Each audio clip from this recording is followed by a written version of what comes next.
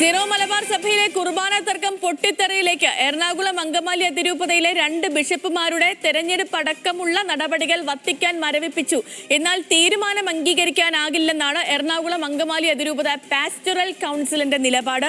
വൃത്തികെട്ട കളിക്ക് പിന്നിൽ ചങ്ങനാശ്ശേരി കൽദായ ലോബിയും കർദിനാൾ ജോർജ് കൂവക്കാട്ടും എന്നാണ് ആരോപണം. ഉടൻ അനുകൂല തീരുമാനം ഉണ്ടായില്ലെങ്കിൽ സമവായം അവസാനിപ്പിക്കുമെന്ന് കാണിച്ച് വൈദിക സമിതി മെത്രാൻമാർക്ക് കത്തുമയച്ചു. കുർബാന തർക്കം അവസാനിക്കുന്നു എന്ന സൂചനകൾ രൂപപ്പെട്ടതിന് ശേഷം പൊടുന്നനെയാണ് സമവായ സാധ്യതകൾ തകിടം മറിഞ്ഞത്.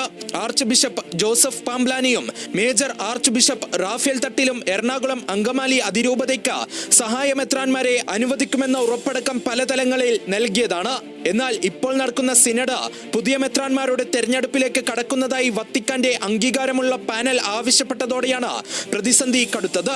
Father Jimmy Poochakkattu, father Augustine Kalleli എന്നിവരെ എറണാകുളം അങ്കമാലി അതിരൂപതയുടെ സഹായ മെത്രാൻമാരെ തെരഞ്ഞെടുക്കാമെന്ന ധാരണ വത്തിക്കാന്റെ ഇടപെടലോടെ പൊളിഞ്ഞു. അനുകൂല തീരുമാനം ഉണ്ടാകുമെന്ന പ്രതീക്ഷയില്ലെന്ന് അതിരൂപത പാസ്റ്റർ കൗൺസിൽ അംഗം റിജു കാഞ്ഞുകാരൻ.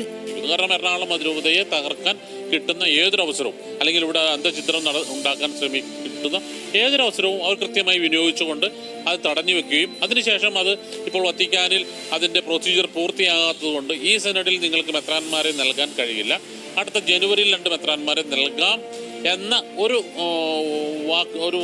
വാക്കാണ്, ഒരു ഉറപ്പാണ് അവർ ഇപ്പോൾ നൽകുന്നതായിട്ടാണ് നമുക്ക് അറിയുന്നത്.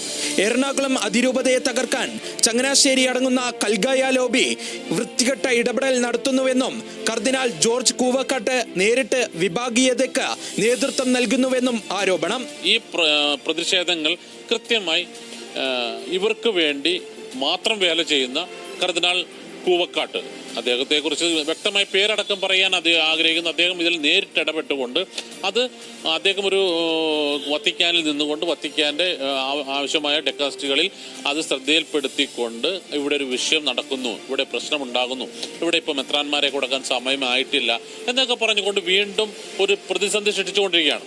കൂര്യ ബിഷപ്പ് അടക്കം മറ്റു തെരഞ്ഞെടുപ്പുകൾക്ക് വത്തിക്കാൻ അംഗീകാരം നൽകിയെങ്കിലും സഹായ മെത്രാന്മാർ വേണമെന്ന നിലപാടിൽ കുറഞ്ഞുള്ള ഒത്തുതീർപ്പുകൾക്ക് പാസ്റ്റർ കൗൺസിൽ തയ്യാറല്ല. ആർച്ച് ബിഷപ്പ് ജോസഫ് പാംബ്ലാനിയോട് അഭിപ്രായ വ്യത്യാസങ്ങൾ ഉണ്ടെങ്കിലും എറണാകുളം അങ്കമാലി അതിരൂപതയെ ഇത്രയേറെ കേൾക്കാൻ തയ്യാറായ ഒരാളെന്ന നിലയ്ക്ക് അദ്ദേഹം തന്നെ അതിരൂപത ഭരണത്തിൽ തുടരട്ടെ എന്നും റിജു കാഞ്ഞുകാരൻ.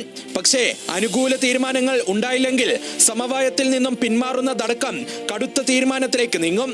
അതിരൂപതയിലെ തന്നെ ചില മെത്രാന്മാർക്ക് അതിരൂപത ഭരണത്തിൽ എത്തണമെന്ന ആഗ്രഹമുണ്ട്.